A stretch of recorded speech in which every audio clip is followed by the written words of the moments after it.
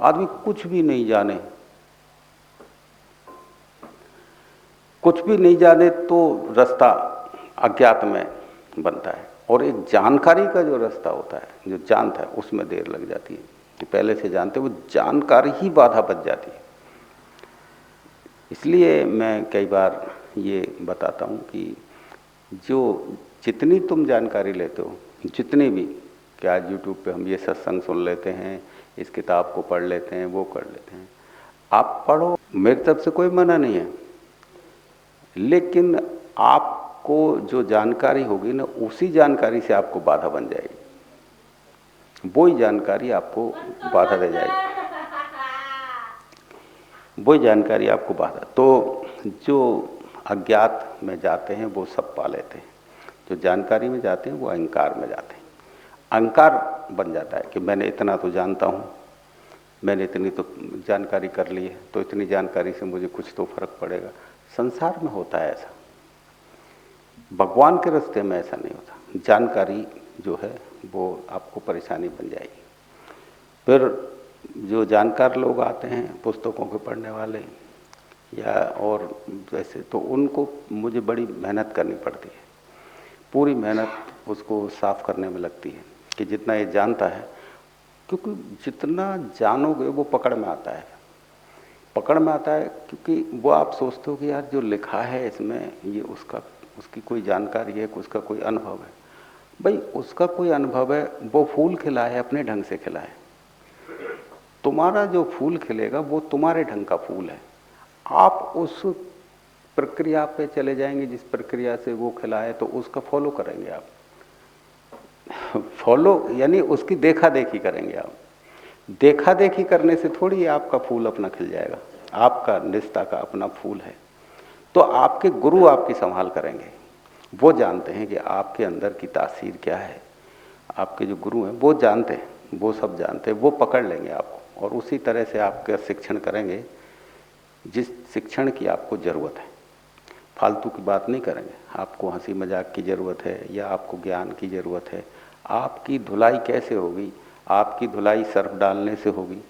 आपकी धुलाई वैसे ही कपड़े को धो लेने से साफ हो जाएगा कि सर्फ डालना पड़ेगा या साबुन लगाना पड़ेगा या कास्टिक सोडा डालना पड़ेगा? क्या कितना मैला है, तो उस हिसाब से वो जो है सफाई करने के लिए वैसे ही शब्दों का प्रयोग करते हैं। फिर धुलाई कर देते हैं, देखे कि भाई अब हो गया साफ, है ना, अब पर्दा थोड़ा जीना जीना रह गया है बस, तो बस उसी जीने में आर पार हो जाता है मामला। तो धीरे धीरे रे मना धीरे सब कुछ होए। तो आप पहले धीरे धीरे करके हारना सीखो, चुकता होना सीखो।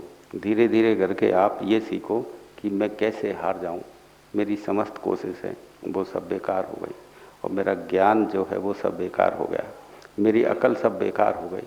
मैं इतना बुद्धिमान था, मेरी बुद्धि से कुछ भी कर सकता था, जो भी सोचता था वो कर सकता था, लेकिन कमाल हो गई कि इतने दिनों में मेरी बुद्धि जैसे सोचता हूँ कि यार ये ऐसे करने से होगा, ये ऐसे करते हैं, ये लोग ऐसे भागते हैं, ये लोग ऐसे रोते हैं, ये लोग ऐसे प्रेम करते हैं, उसके साथ ऐसा होता है। अब तुमने तो बैठा ली, जो लोग ज़्यादा जाते हैं गुरु जी के पास उसके साथ ऐसा होता है, जो लोग कम जाते हैं उनके साथ ऐसा होता है।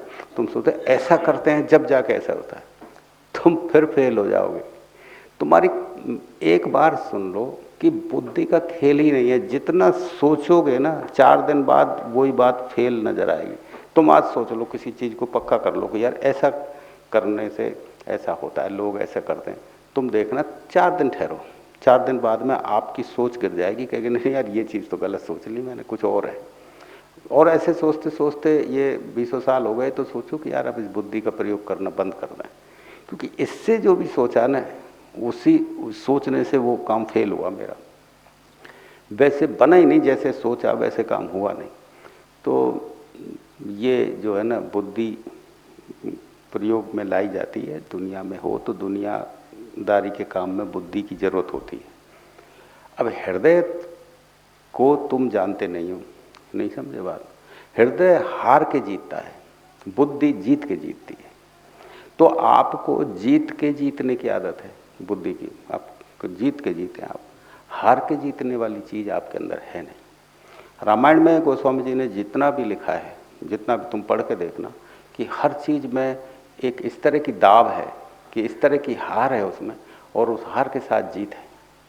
उस हार में स्त्री के चरित्र को लिखा, भक्त के चरित्र को लिखा, पिता के चरित्र को लिखा, माँ के चरित्र, लेकिन उसमें एक इस तरह की दाव है, इस तरह की हार है कि उस हार में जीत मालूम देती है। इस तरह की बातें हैं उसमें कि वो ऐसा लगता है कि माँ भी हार रही है, पुत्र भी हार रहा है, और भक्त भी हार रहा है, और उसमें मालिक भी हार रहा है, और हर तरह की हार नजर आती है। अब निचाई है और उसमें फिर जीत होती है, उसमें जीत होती है। यही तो संस्कार हैं, यही तो लक्षण है, नहीं समझे? यही तो सबसे बड़ी बात है कि हार के जीतना कैसे होता है। तो वो उसमें एक आदर्श के रूप में रामायण जी को लिखा उन्होंने। आदर्श बनता है आदमी का उससे, लेकिन ये धर्म पथ पे चलने की एक रीति भी है, ये भी एक पैदा होती है, इसको कायम नहीं किया जाता, पैदा होती है। तो धीरे धीरे जब तुम अपने से ही हार जाते हो, तब जा कर के कोई एक सुर्रा चलता है कि अब चारों तरफ से चित्त हो गया है, अब ये कहीं कोई रास्ता ही नहीं बचा इसको जाने का, कोई रास्ता ही नहीं बचा। तो उस जो चारों तरफ से आप परास्त जब हो जाते हैं, लेकिन परास्त तो हो आप, अभी तो आप में 20-20 साल हो गए, अकल ही खत्म नहीं हो रही। इसको ऐसे, इसको अक्लबाजी इतनी लगा रखी है बहुत ज़्यादा, तो कुछ नहीं होगा। फिर तो आपको लाइन में जन्मों खड़े रहना पड़ेगा। टिकट तो मिलेगा ही, कितनी लंबी लाइन हो, लाइन कितनी लंबी हो, तो बुकिंग वाला थोड़ी बंद कर रहा है, अभी तो चलेगी।